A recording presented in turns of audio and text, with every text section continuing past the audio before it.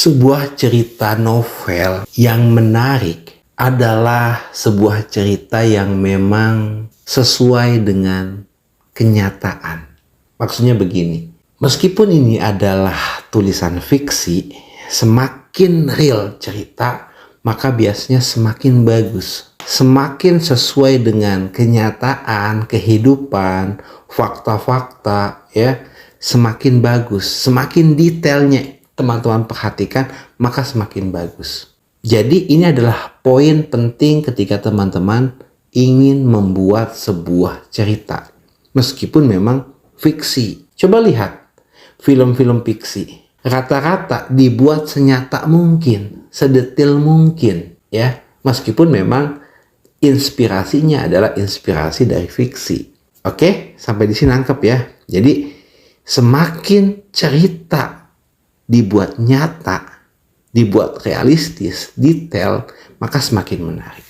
Pertanyaannya, bagaimana membuat cerita yang kita buat, novel yang kita buat, itu hidup dan menarik. Oke, kita bahas. Jadi, ada beberapa hal yang harus teman-teman lakukan agar cerita Anda lebih realistis. Ya, lebih hidup, lebih nyata. Pertama kita bahas dari alur cerita. Alur cerita agar novel Anda atau cerita Anda lebih nyata, buatlah alur cerita yang logis. Dengan membuat alur cerita yang logis, masuk di akal, bisa dipahami, maka itu adalah poin plus agar kita tidak kena plot hole, ya. Plot hole adalah lubang dalam cerita yang membuat cerita jadi aneh. Sebab akibatnya, runtutannya harus teman-teman pikirkan. Meskipun nanti misalnya nggak secara berurutan ya, misalnya disimpan sebab akibatnya atau keterangannya di bab-bab yang terpisah ya, nggak apa-apa. Yang penting uraiannya harus jelas ya.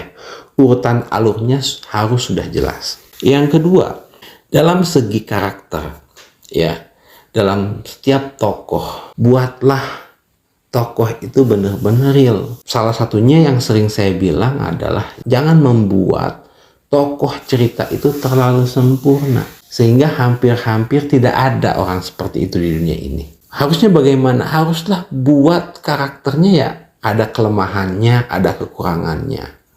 Ya, ada hal baiknya, ada hal buruknya, meskipun itu tokoh utama. Nggak selalu harus powerful. Salah satu tokoh anime yang menurut saya sangat powerful, ternyata pun tidak sempurna. Misalnya Saitama ya, itu kan sangat sempurna ya, sekali tonjok langsung mati monster. Tapi lihat kehidupannya, dia orangnya bad mood gitu loh, dia merasa nggak sia-sia ya kan, dia bosenan ya kan, terus kemudian kehidupannya pun tidak begitu menarik. Jadi ada plus minusnya. Oke, tambahannya adalah coba teman-teman belajar untuk membuat paradok karakter ya. Apa itu paradok karakter? Paradok karakter adalah sebuah karakter yang bertentangan ya. Contoh, si karakter utama bisa jadi memang dia sangat pemberani, tapi di balik pemberani itu dia punya sisi trauma gitu.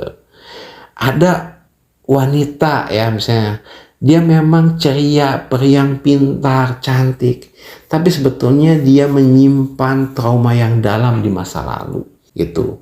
Ada orang yang tekadnya kuat, gigih gitu, tapi sebetulnya apa yang dia lakukan adalah untuk menyelamatkan orang-orang yang dia cintai. Demikian juga ketika teman-teman membuat karakter antagonis jahat, jangan terlalu jahat, harus ada juga hal-hal yang manusiawinya. Misalnya contoh, teman-teman tahu kan karakter Yakuza ya, gangster-gangster ya, dalam film Jepang. Mereka memang sadis, beringas, tapi ternyata mereka sangat hormat terhadap ketuanya ya kan, atau misalnya dia sangat menjaga sekali persaudaraannya, mereka sangat hormat terhadap orang tuanya gitu. Tapi dia menjadi antagonis dalam satu momen tertentu ketika bentrok dengan protagonis, dengan tokoh utama. Jadi jangan buat orang terlalu sempurna, jangan buat orang terlalu jahat ya kan, harus ada plus minusnya. Itulah yang membuat cerita Anda menjadi hidup, menjadi real. Sehingga apa?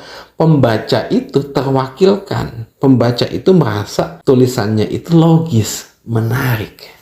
Ya, begitu teman-teman semua untuk membuat cerita. Begitu teman-teman semua untuk membuat alur cerita yang lebih hidup, karakter yang lebih hidup. Semoga tips ini membantu teman-teman untuk meningkatkan skill menulis. Kita lanjut lagi di video-video berikutnya untuk membantu teman-teman meningkatkan skill menulis dan menjadi penulis hebat. Terima kasih.